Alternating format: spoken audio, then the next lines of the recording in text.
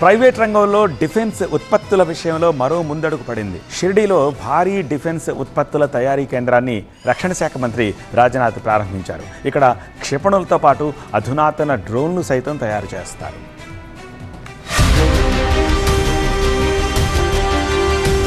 రక్షణ రంగంలో Atmanirbhar Bharat, make in ఇండియాకే అత్యంత ప్రాధాన్యత ఇస్తున్నారు. ప్రైవేట్ భాగస్వామ్యంలో డిఫెన్స్ ఉత్పత్తుల తయారీకి కేంద్రం ప్రోత్సాహమిస్తోంది. మహారాష్ట్రలోని షిర్డీ అహల్యన్ నగర్ దగ్గర భారీ డిఫెన్స్ ఉత్పత్తుల తయారీ కేంద్రాన్ని ప్రారంభించారు రక్షణ శాఖ మంత్రి రాజ్నాథ్ సింగ్. 3,000 కోట్ల రూపాయలతో ప్రైవేట్ రంగంలో ఆయుధాలను ఉత్పత్తి చేసే సంస్థను ఎన్ఐబిఈ యాజమాన్యం నెలకొల్పింది. ప్రైవేట్ రంగంలో ఇక్కడ క్షిపణులతో పాటు అధునాతన డ్రోన్లు తయారు చేస్తారు. భారత సైన్యం ఉపయోగించే వివిధ ఉత్పత్తులను ఇక్కడ తయారు చేస్తారు. 300 కిలోమీటర్ల రేంజ్ ఉన్న సూర్యాస్త్రను ఇప్పటికే విజయవంతంగా పరీక్షించారు. చండీపూర్తో పాటు లడఖ్, పొఖ్రాన్లో ఇక్కడ తయారు చేసిన క్షిపణులను పరీక్షించారు. ఈ కేంద్రంలో బయో సిఎన్జీ ఫెసిలిటీ కూడా ఉంది. భారత సైన్యం నుంచి భారీగా ఈ సంస్థకు ఆర్డర్లొచ్చాయి. ఈ కార్యక్రమానికి మహారాష్ట్ర సీఎం ఫడ్నవీస్తో పాటు సిడిఎస్ అనిల్ చౌహాన్ కూడా హాజరయ్యారు. ప్రధాని మోదీ పిలుపు మేరకు పూర్తిగా స్వదేశీ పరిజ్ఞానంతో మేక్ ఇన్ ఇండియా నినాదంతో ఈ ఉత్పత్తులను తయారు చేస్తున్నట్టు ఎన్ఐబిఈ సంస్థల ప్రతినిధులు వెల్లడించారు. ఆర్మీ ఉపయోగించే మందగుండు సామగ్రిని కూడా తాము తయారు చేస్తున్నట్టు తెలిపారు. డిఆర్డీఓ నుంచి కూడా తమకు ప్రతిపాదనలు అందుతున్నట్టు తెలిపారు. ఈ కేంద్రంలో 100 కిలోమీటర్లు, 200 కిలోమీటర్లు, 1000 కిలోమీటర్ల వరకు దాడులు చేసే సూసైడ్ డ్రోన్లను కూడా ఇక్కడ తయారు చేస్తారు.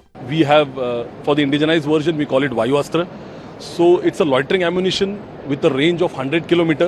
It has a strike speed of more than 450 km per hour. So Vayuastra we had demonstrated as a part of RFP of Indian Army. So we had 2 trials. We took the first trial in Pokhran.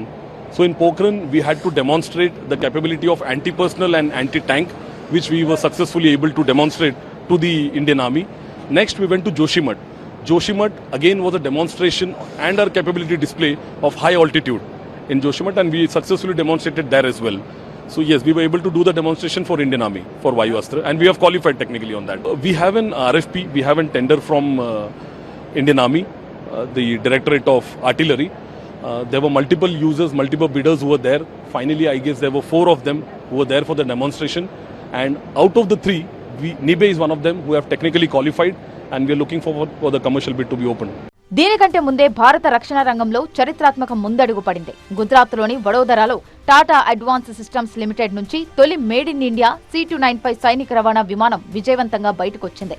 ఇప్పటి వరకు భారతదేశంలో సైనిక విమానాల తయారీ పూర్తిగా ప్రభుత్వ రంగ సంస్థలకే పరిమితమైంది. ఒక ప్రైవేట్ సంస్థ పూర్తి స్థాయి సైనిక విమానాన్ని తయారు చేయడం భారత చరిత్రలో ఇదే తొలిసారి. ఈ విమానం ఒకేసారి 9,000 కిలోల సరుకు లేదా 71 మంది సైనికులను మోసుకు వెళ్లగలదు. సైనికులను, ఆయుధాలను వేగంగా తరలించడానికి ఇది ఎంతో ఉపయోగకరం. సైనిక రవాణాతో పాటు విపత్తు సహాయ కార్యక్రమాలు, వైద్య అత్యవసర పరిస్థితులు, సముద్ర నిఘా కార్యకలాపాలకు కూడా ఈ విమానాన్ని ఉపయోగించవచ్చు.